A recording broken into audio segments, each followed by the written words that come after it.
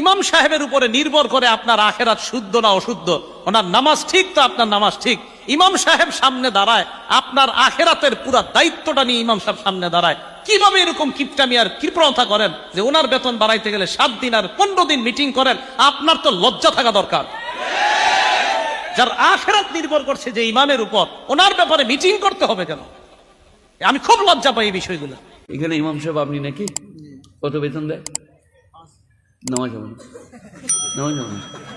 5,000 টাকা সায়া কিনবে না, ব্লাউজ লুঙ্গি কিনবে না, আন্ডার প্যান্ট দিয়ে নামাজে নাড়িয়ে আল্লাহ আকবার আলহামদুলিল্লাহ রব্বিল আলামিন। এ মাসে যা কিনেছি পরের মাসে কিনবো।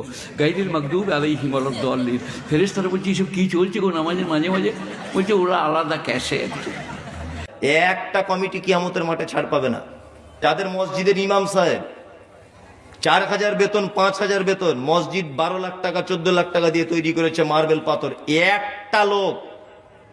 একটা লোক বাদ যাবে না। কিয়ামতের মাঠে এদের জবাব দেওয়া লাগবে।